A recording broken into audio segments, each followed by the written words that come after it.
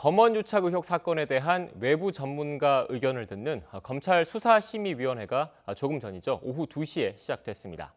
핵심 당사자인 이동재 전 채널A 기자와 한동훈 검사장에 대한 수사 계속 그리고 기소 여부를 의결할 예정인데 앞으로 수사의 변수가 될 수 있어서 관심이 집중되고 있습니다. 취재기자 연결합니다. 박서경 기자. 네, 대검찰청입니다.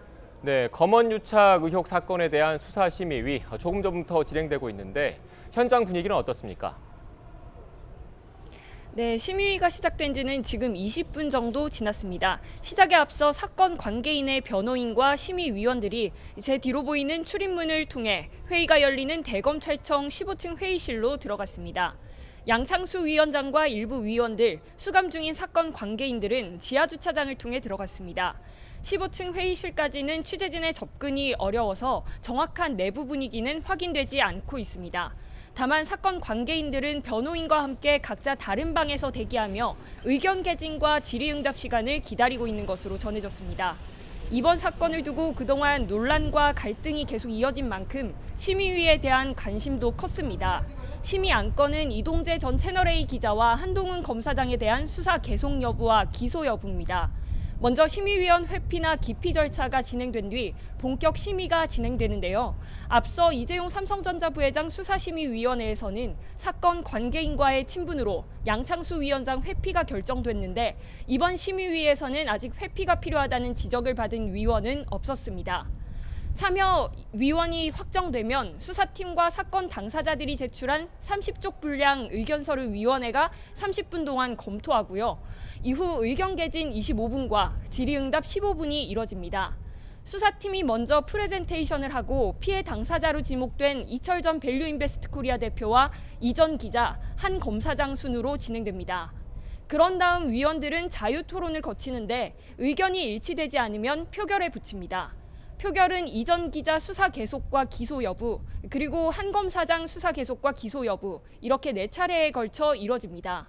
범죄 성립 여부를 놓고 수사팀과 의견을 다퉜던 대검 형사부도 별도로 의견서를 준비했는데 심의위원들이 요청한다면 제출할 예정입니다.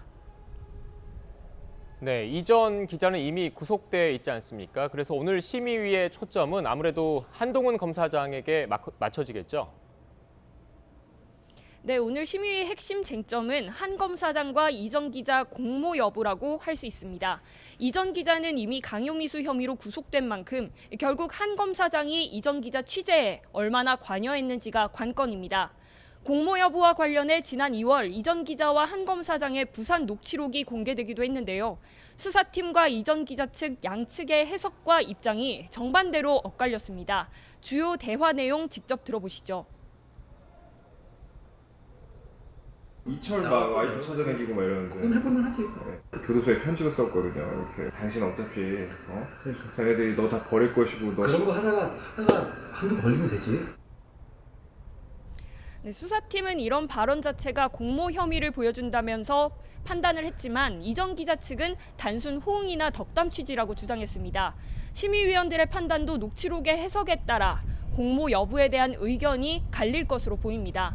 앞서 말씀드렸듯 심의위원 의견이 일치하지 않으면 과반수 표결로 최종 의견을 내야 합니다.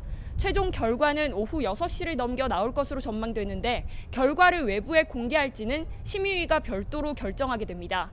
수사심의위 권고에 강제력은 없지만 검찰은 결정을 존중해야 합니다.